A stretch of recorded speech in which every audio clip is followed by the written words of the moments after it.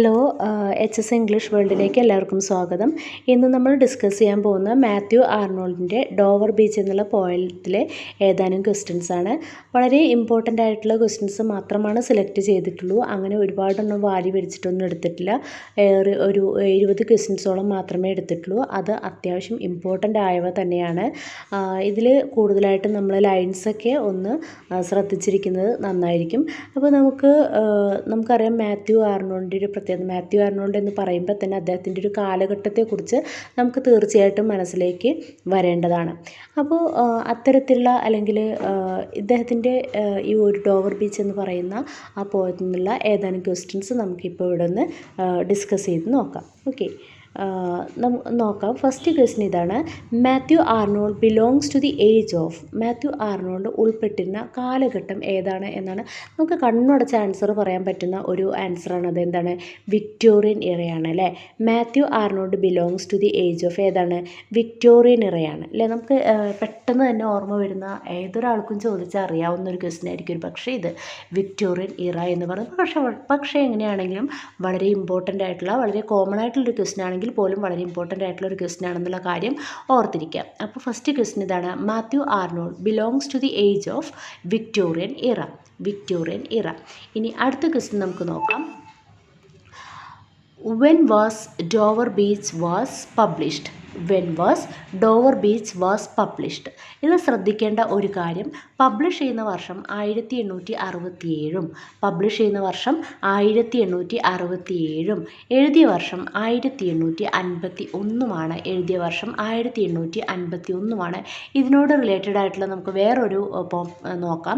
My last duchess എന്ന് പറയുന്ന പോം എഴുതിയിട്ടുള്ളത് 1842 1842. ഇവിടെ ഡോവർ ബീച്ച് പബ്ലിഷ് ചെയ്യുന്നത് 1867 അത് എഴുതപ്പെട്ടിട്ടുള്ള വർഷം എന്ന് പറയുന്നത് 1851 കാര്യം മനസ്സിൽ എന്തായാലും വച്ചേക്കുക. ഓക്കെ, രണ്ടും വേണമെങ്കിൽ ചോദിക്കാനുള്ള ചാൻസ് ഉണ്ട്.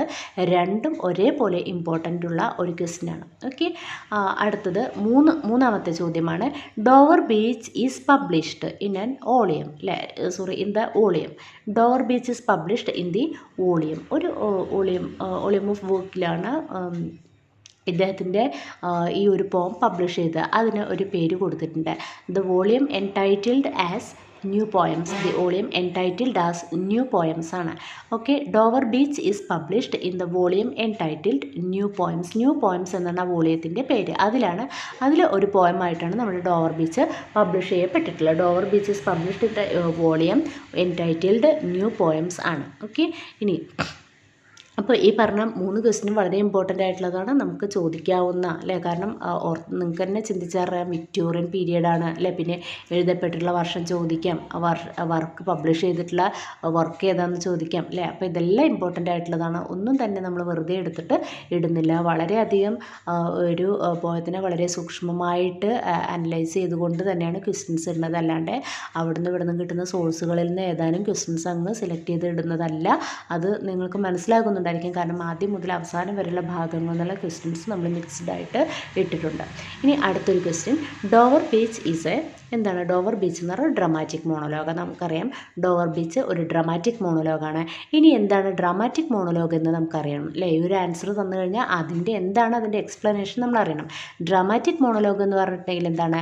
അവിടെ there should be A single speaker in the poem അല്ലേ. അവിടെ ഒരു സിംഗിൾ സ്പീക്കർ ഉണ്ടായിരിക്കും, പിന്നെ ലിസണർ ഉണ്ടായിരിക്കും. പക്ഷേ നമ്മൾ ആ ലിസണറെ കാണുന്നില്ല. ഓക്കെ, ഈ സ്പീക്കർ പറയുന്ന വാക്കുകളിലൂടെ മാത്രമാണ് അവിടെ ഒരു ലിസണർ ഉണ്ട് എന്ന് നമുക്ക് മനസ്സിലാകുന്നുള്ളൂ അല്ലേ.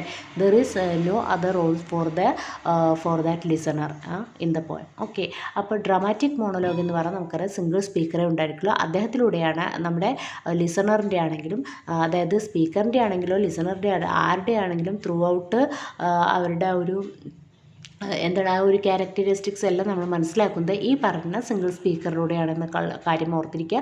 ഡ്രാമാറ്റിക് മോണോലോഗ് എന്ന് പറയുമ്പോൾ നമ്മുടെ മനസ്സിലേക്ക് ആദ്യമായിട്ട് ഓടി വരുന്ന ഒരു പോയം മൈ ലാസ്റ്റ് ഡച്ചസ് ആയിരിക്കും. അത് എല്ലാവർക്കും അറിയാവുന്ന ഡ്രാമാറ്റിക് മോണോലോഗ് എന്ന് പറയുമ്പോൾ തന്നെ നമ്മുടെ മനസ്സിലേക്ക് വരുന്ന ഒരു പോയമാണ് ഏത്? മൈ ലാസ്റ്റ് ഡച്ചസ് എന്നുള്ളത്. ഇനി അഞ്ചാമത്തെ ചോദ്യം: what does the light represent in the പോം അല്ലേ. ഈ ഒരു പോയത്തിൽ എന്താണ് ലൈറ്റ് റെപ്രസെൻറ്റ് ചെയ്യുന്നത്? അപ്പോൾ ഈ ലൈറ്റ് റെപ്രസെൻറ്റ് ചെയ്യുക എന്ന് പറയുന്നത് നമുക്ക് 2 ക്വസ്റ്റ്യൻ കിട്ടി. ലൈറ്റ് ലൈറ്റ് എന്ന് പറയുമ്പോൾ വെളിച്ചം. അപ്പോൾ അത് ഏത് സമയത്താണ് ഈ പോയം എഴുതപ്പെട്ടത് എന്നുകൂടി നമ്മൾ അല്ലെങ്കിൽ ഒരു ടൈം എപ്പോഴാണെന്ന് കൂടി ചോദിക്കുന്നുണ്ട്. അതിനുള്ള ആൻസറാണ്. അപ്പോൾ ഈ പോയത്തിലുള്ള ലൈറ്റ് എന്തിനാണ് റെപ്രസെൻറ്റ് ചെയ്യുന്നത് എന്നാണ് ചോദ്യം. ആൻസർ ഇതാണ്. It represents the diminishing faith of the English people. It represents the diminishing faith of the English people. തീർച്ചയായിട്ടും ഈ ഒരു പോയത്തിൽ എന്താണ് ആ ഒരു ലോസ് ഓഫ് ഫെയ്ത്ത് അല്ലെങ്കിൽ ലോസ് ഓഫ് റിലീജിയനെ കുറിച്ചാണ് ഈ പോയത്തിൽ പറയുന്നത്, അല്ലെ പോയറ്റ് അതിനെക്കുറിച്ചാണ് ആകുലപ്പെടുന്നത്. അപ്പോൾ തീർച്ചയായിട്ടും ഇവിടെ ആ ഒരു ലൈറ്റ് റെപ്രസെൻറ്റ് ചെയ്യുന്നത് എന്താണ്? The diminishing faith of the English people. English പീപ്പിളിൻ്റെ ആ ഒരു മാഞ്ഞുകൊണ്ടിരിക്കുന്ന ഒരു വിശ്വാസത്തെക്കുറിച്ചാണ് ഇവിടെ പറയുന്നത്. ഇനി ആറാമത്തെ ചോദ്യം, where did he teach classics? എവിടെയാണ് അദ്ദേഹം ക്ലാസിക്സ് പഠിപ്പിച്ചത്? At Rugby School. ചോദിക്കാം, റഗ്ബി സ്കൂൾ വളരെ ഇമ്പോർട്ടൻ്റ് ആണ്. Where did he teach classics? At Rugby School. ചോദിക്കാവുന്ന ചോദ്യമാണ്, വളരെ ഇമ്പോർട്ടൻ്റ് ആയിട്ടുള്ള ക്വസ്റ്റ്യനാണ്. Where did he teach classics? At Rugby Schools. At Rugby School. ഇനി അടുത്തത്, his work is often compared to that of dash and dash. അദ്ദേഹത്തിൻ്റെ വർക്കുകൾ compared ചെയ്യപ്പെട്ടത് ആരുടെയൊക്കെ വർക്കുകളോടാണ് എന്നാണ് ചോദ്യം. His work is often compared to that of dash and dash. Sylvia Plath and W.B. Yeats. His work is often compared to that of dash and dash. Sylvia Plath and W.B. Yeats. His work is often compared to that of dash and dash. Answer എന്താണ്? Sylvia Plath and W.B. Yeats. ഇവരുടെ രണ്ടുപേരുടെ വർക്കുകളോടാണ് ഇദ്ദേഹത്തിൻ്റെ work compare ചെയ്യപ്പെട്ടിരിക്കുന്നത് എന്ന കാര്യം ഓർത്തു വയ്ക്കാം. ഇനി എട്ടാമത്തെ ചോദ്യം, what is the best tone of Dover beach? What is the best tone of Dover beach? Dover ബീച്ചിൻ്റെ ബെസ്റ്റ് ടോൺ എന്തായിരിക്കും? എന്താണ്? അപ്പോൾ നമുക്ക് ചിന്തിക്കാവുന്നതാണ്, ഇതൊരു ഹണിമൂൺ ടൈമിലുള്ള അല്ലെങ്കിൽ അങ്ങനെ അദ്ദേഹത്തിൻ്റെ ഒരു ബ്രൈഡുമായിട്ട് അദ്ദേഹം ഹണിമൂണിന് പോയിരിക്കുന്ന സമയത്താണ് ഈ ഒരു പോയം എഴുതപ്പെട്ടതെന്ന് പറഞ്ഞു. അപ്പോൾ തീർച്ചയായിട്ടും നമുക്കറിയാം ആ ഒരു ടോൺ എന്ന് പറഞ്ഞൊരു ഹാപ്പിനെസ് ആയിക്കൂടെ, അല്ലെ ഹാപ്പിനെസ് ആണല്ലോ എന്ന് നമ്മൾ ചിന്തിക്കാം. പക്ഷേ ഇവിടെ ആ ഒരു ടൈമിൽ പോലും ഒത്തിരി സന്തോഷിക്കേണ്ട ആ ഒരു ടൈമിൽ പോലും എന്താണ് ഹാപ്പിനെസ് അല്ല വരുന്നത്, പക്ഷേ എന്താണ് പെസിമിസ്റ്റിക് ടോണാണ് ഇതിൽ വരുന്നത്. Okay, what is the best tone of Dover Beach എന്ന് പറയുമ്പോൾ ആൻസർ പെസിമിസമാണ്. What is the best tone of Dover Beach എന്ന് ചോദിക്കുമ്പോൾ ആൻസർ എന്താണ്? പെസിമിസമാണ് answer. What is the best tone of Dover Beach എന്ന് പറയുമ്പോൾ പെസിമിസ്റ്റിക് ടോൺ ആണ് അതിൽ വരുന്നത്. Okay, what is the best tone of Dover Beach? That is pessimism. ഇനി ഒമ്പതാമത്തെ question, listen you hear the grating roar is an example of what? Listen You hear the grating roar is an example of what? ഓണോമാറ്റോപോയ്യ. അല്ലെ, എന്താണ് ഓണോമാറ്റോപോയ്യ? നമ്മളെ ആ ഒരു പറയുന്ന വാക്കും അല്ലെങ്കിൽ അതിൻ്റെ ആ ഒരു സൗണ്ടും അത് തമ്മിൽ ഒരു നല്ല റിലേഷൻ, ഒരു സിമിലാരിറ്റി തോന്നുന്നു അല്ലേ. നമുക്ക് എക്സാമ്പിളായിട്ട് ഏറ്റവും എളുപ്പത്തിൽ പറയാം ക്രോ, അല്ലേ. ക്രോ എന്ന് പറഞ്ഞാൽ കാക്ക, അതിൻ്റെ കരച്ചിലും അതിൻ്റെ ആ ഒരു പേരും തമ്മിൽ വളരെയധികം സാമ്യമുണ്ട് അല്ലേ. അപ്പോൾ പറയുമ്പോൾ തന്നെ ലിസൺ, ഇവിടെ onomatopoeia listen you hear the grating roar എന്ന് പറയുമ്പോൾ എന്താണ്? ഒരു വേവ്സിൻ്റെ ഒരു സിമിലറായിട്ടുള്ള ഒരു സൗണ്ട് വരുന്നു, അതുകൊണ്ട് ഓണോമാറ്റോപോയ്യാണ്. ഇനി പത്താമത്തെ ചോദ്യം, what does the sea of faith symbolise? എന്താണ് സീ ഓഫ് ഫെയ്ത്ത് എന്നുകൊണ്ട് പോയറ്റ് ഇവിടെ ഉദ്ദേശിക്കുന്നത്? എന്താണ് സീ ഓഫ് ഫെയ്ത്ത് എന്ന് പറയുമ്പോൾ? എന്താണ്? റിലീജിയനാണ്. സീ ഓഫ് ഫെയ്ത്ത് എന്നുകൊണ്ട് ഉദ്ദേശിക്കുന്നത് റിലീജിയനാണ്. അപ്പോൾ what does the sea of faith symbolise? It is religion. Sea of faith എന്ന് ഉദ്ദേശിക്കുന്നത് എന്തിനാണ്? റിലീജിയനാണ് എന്ന് ഓർത്തിരിക്കുക. What does the sea of faith symbolise? Religion. What does the sea of faith symbolise എന്ന് പറയുമ്പോൾ റിലീജിയനാണെന്ന് ഓർത്തിരിക്കുക. ഇനി 11ാമത്തെ ചോദ്യം, and naked shingles of the world is an example of what? Naked shingle, ഇത് ഇതിലുള്ള ഒരു പ്രധാനപ്പെട്ട ലൈനാണ്. And naked shingles of the world is an example of what? ഇവിടെ നമുക്ക് ചിന്തിക്കാം അല്ലേ, എന്താണ് ഒരു ഡിവൈസ് യൂസ് ചെയ്തിട്ടുണ്ട്? എന്താണ് നേക്കഡ് ഷിംഗിൾസ് എന്ന് പറയുമ്പോൾ? നേക്കഡ് എന്ന് പറയുമ്പോൾ നമുക്ക് തീർച്ചയായിട്ടും പറയാം it is an attribute of a human being അല്ലേ. Naked shingles of the world. Okay, that means here answer is personification ആണ്. കാരണം എന്താണ് പേഴ്സോണിഫിക്കേഷൻ? നമ്മൾ എന്ത് ചെയ്യണം? We just attribute the human, we just give apply the human attributes to inanimate objects ആണ് അല്ലേ. Inanimate ആയിട്ടുള്ള ഒബ്ജക്ട്സിന് നമ്മൾ ഹ്യൂമൻ ആട്രിബ്യൂഷൻസ് നമ്മൾ കൊടുക്കുന്നതിനാണ് എന്ത് പറയുന്നത്, പേഴ്സോണിഫിക്കേഷൻ. അപ്പോൾ ഇവിടെ നേക്കഡ് എന്ന് പറയുമ്പോൾ തീർച്ചയായിട്ടും ഇത് നേക്കഡ് ഷിംഗിൾസ് എന്നാണ് പറയുന്നത്. Naked shingles of the world ആണ്. നേക്കഡ് മീൻസ് ഹിയർ ദ ഒരു പ്രധാന അല്ലെ ഒരു ആട്രിബ്യൂഷൻ ഓഫ് ആരുടെയാണ്, ഹ്യൂമൻ ബീയിങ്സ് ആണ് വരുന്നത്. അല്ലെങ്കിൽ അങ്ങനെ പറയുമ്പോൾ നമുക്കറിയാം അത് ഹ്യൂമൻ ബീയിങ്സിനാണ് നമ്മൾ അങ്ങനെയൊക്കെ പറയുള്ളൂ, അല്ലാണ്ട് വേറെ മറ്റുള്ള ജന്തുക്കളെന്ന് നമ്മൾ പറയുന്നില്ല. അതുകൊണ്ട് തന്നെ നേക്കഡ് എന്നുള്ള വാക്ക് തീർച്ചയായിട്ടും ആർക്ക് തന്നെയാണ്, ഹ്യൂമൻ ബീയിങ്സിന് വേണ്ടിയിട്ടുള്ളതാണ് എന്ന തിരിച്ചറിവിൽ നമുക്കിവിടെ പേഴ്സോണിഫിക്കേഷൻ എന്ന് പറയാം. ഇനി അടുത്തത് 12ാമത്തെ ചോദ്യം, when was Arnold's poetic career began. When was Arnold's poetic career begin. എപ്പോഴാണ് when was Arnold's poetic carrier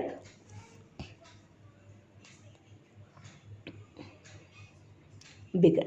എപ്പോഴാണ് when was Arnold's poetic career began in 1849 with the strayed reveller and other poems. എപ്പോഴാണ് അദ്ദേഹത്തിൻ്റെ poetic career തുടങ്ങുന്നത്? 1849ലാണ്. 1849 the strayed reveller and other പോയംസിലൂടെയാണ് അദ്ദേഹത്തിൻ്റെ poetic career തുടങ്ങുന്നത് അല്ലേ.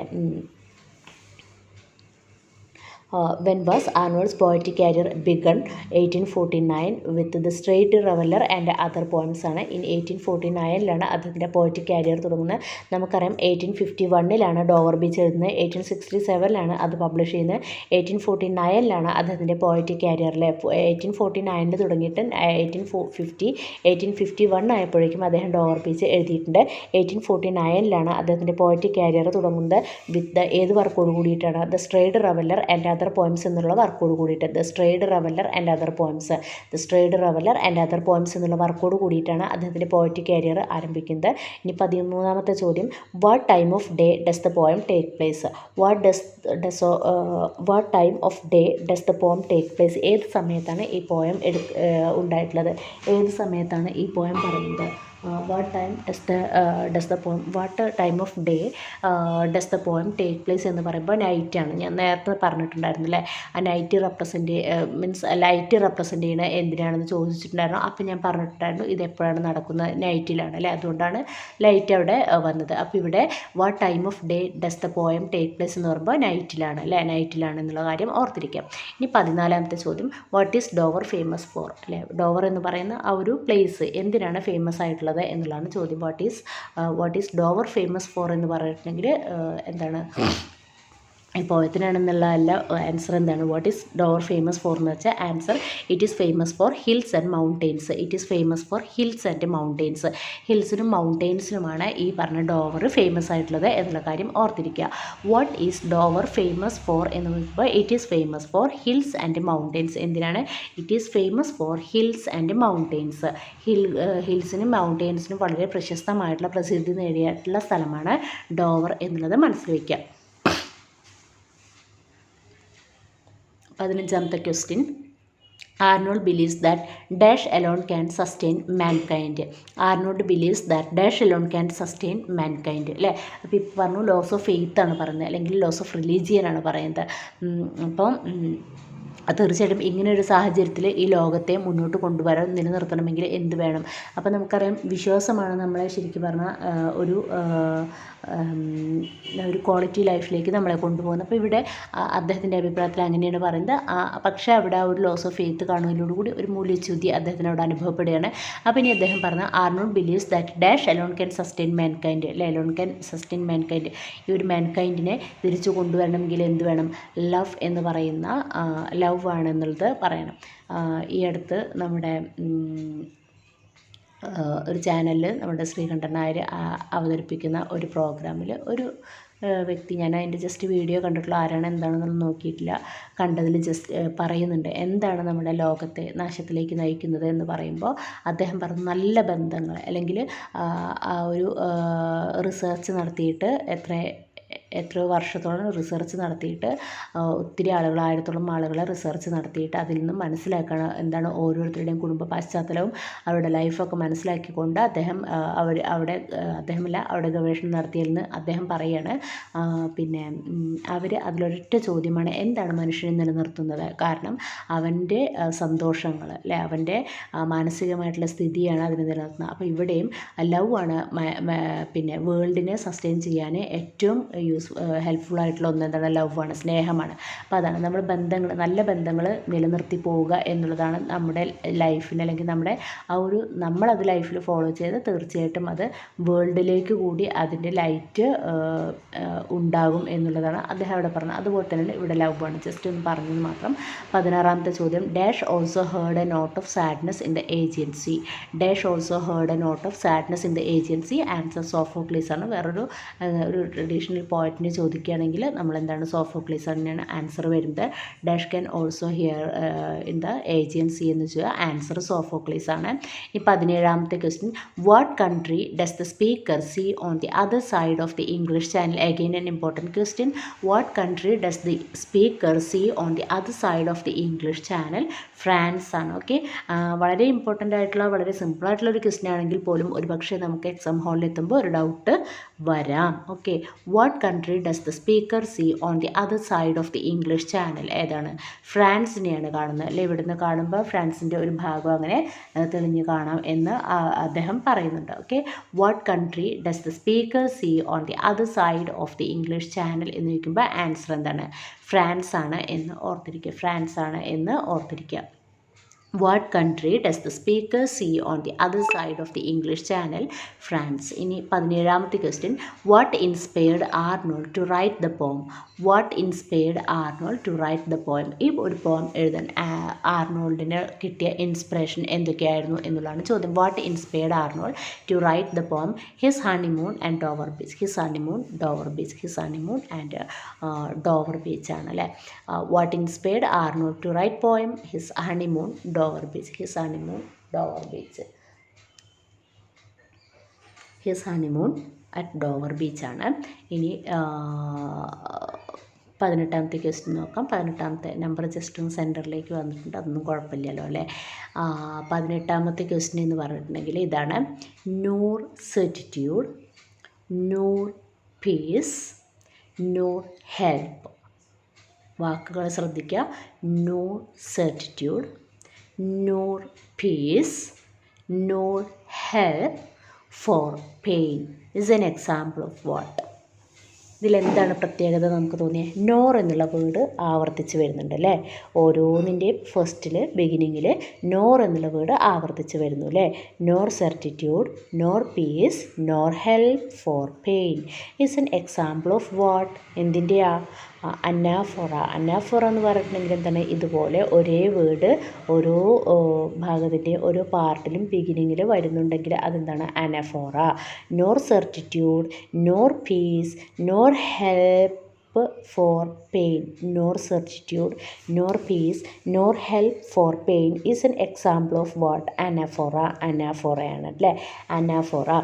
ഇനി അടുത്ത ചോദ്യം, what is the rhyme scheme? What is the rhyme scheme of the last സ്റ്റാൻസയാണ് കേട്ടോ. What is the rhyme scheme of the last lines അല്ലെങ്കിൽ last stanza? What is the rhyme scheme of the last lines? What is the rhyme scheme of the last lines? Last ലൈൻസിൻ്റെ rhyme scheme എന്താണ് എന്നുള്ളതാണ് ചോദ്യം. Okay, നമുക്ക് നോക്കാം എന്തൊക്കെയാണെന്ന് പറയുന്നത്. A B B A. ഇതൊക്കെയാണ് എ ബി ബി എ. അതായത് എ, പിന്നെ അടുത്ത ലൈനിൽ വരുമ്പോൾ ബി ആവും, അവസാനം B A. A B B A. ഇനി എന്താണ്? C D D C C. A B B A, C D D C C. ഒരു എക്സ്ട്രാ ഒരു സിയും കൂടി ഉണ്ടെന്ന് ഓർത്തിരിക്കുക. What is the rhyme scheme of the last lines എന്ന് പറയുമ്പോൾ A B B A, C D D C C. A B B A, C D D C C. ഒരു extra ഒരു സിയും കൂടിയുണ്ട്. ഇനി 20ാമത്തെ ചോദ്യം. 20ാമത്തെ ചോദ്യം നോക്കുക. 20ാമത്തെ ലാസ്റ്റ് ചോദ്യമാണ്. The poem is written in ഒരു മീറ്ററാണ് ചോദിക്കുന്നത്. അപ്പോൾ the poem is written in irregular iambic pentameter. Irregular iambic pentameter. The poem is written in. The poem is written in irregular iambic പെൻറ്റമീറ്റർ.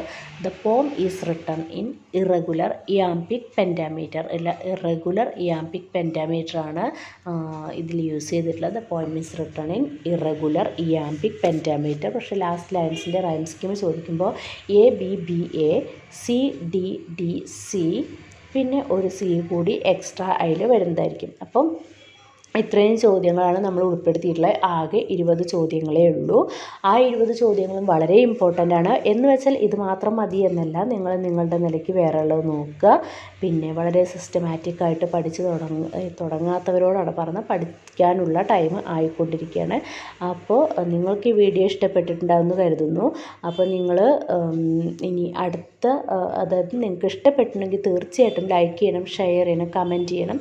പിന്നെ സബ്സ്ക്രൈബ് ചെയ്യാത്തവരൊന്ന് സബ്സ്ക്രൈബ് ചെയ്യുക. കാരണം നിങ്ങൾ കൂടുതൽ ഷെയർ ചെയ്യുക, അതേപോലെ ലൈക്ക് ചെയ്യലൊക്കെ ചെയ്താലാണ് അത് കൂടുതൽ ആളുകളിലേക്ക് ഇത് എത്തിച്ചേരുള്ളൂ കേട്ടോ. അപ്പോൾ കൂടുതൽ ആളുകളിലേക്ക് വരെ പ്രൊമോട്ട് ചെയ്യപ്പെടണമെങ്കിലും തീർച്ചയായിട്ടും നമ്മളിതെല്ലാം ചെയ്യണം. പിന്നെ അതേപോലെ തന്നെ ആ ഒരു ബെല്ലൈക്കൺ ഒന്ന് ക്ലിക്ക് ചെയ്യണം. പിന്നെ അതിൽ ഓൾ എന്നുള്ള ഓപ്ഷൻ നിങ്ങൾ ക്ലിക്ക് ചെയ്താൽ ഞാൻ എപ്പോൾ വീഡിയോസ് ഇടുമ്പോൾ നിങ്ങൾക്ക് അപ്പോൾ കിട്ടുന്നതായിരിക്കും. അപ്പോൾ എല്ലാവരും ഇത് ആദ്യം മുതൽ ആകെ കുറച്ച് ക്വസ്റ്റ്യൻസിലുണ്ട് ഞാൻ പറയുന്നു, ആദ്യം മുതൽ അവസാനം വരെ കാണാനുള്ള ഒരു ക്ഷമ കാണിക്കണം. കാരണം ഒന്നും നമുക്ക് സ്കിപ്പ് ചെയ്ത് പോകാനുള്ള ക്വസ്റ്റ്യൻസ് ഇല്ല. അതുകൊണ്ട് തന്നെ എല്ലാ ഭാഗങ്ങളും വളരെ കൃത്യമായിട്ട് കണ്ടുപോവുക. അത്യാവശ്യ ക്വസ്റ്റ്യൻസ് ഇതിൽ വരുന്നു. അതുകൂടാത്തവ നിങ്ങൾ എന്ത് ചെയ്യുക, തീർച്ചയായിട്ടും മറ്റ് ബുക്സുകൾ റെഫർ ചെയ്തിട്ടൊക്കെ പഠിക്കുന്നവരായിരിക്കും, പ്രത്യേകിച്ച് പറയേണ്ട ആവശ്യമില്ല. എങ്കിൽ പോലും നിങ്ങൾ ഇത്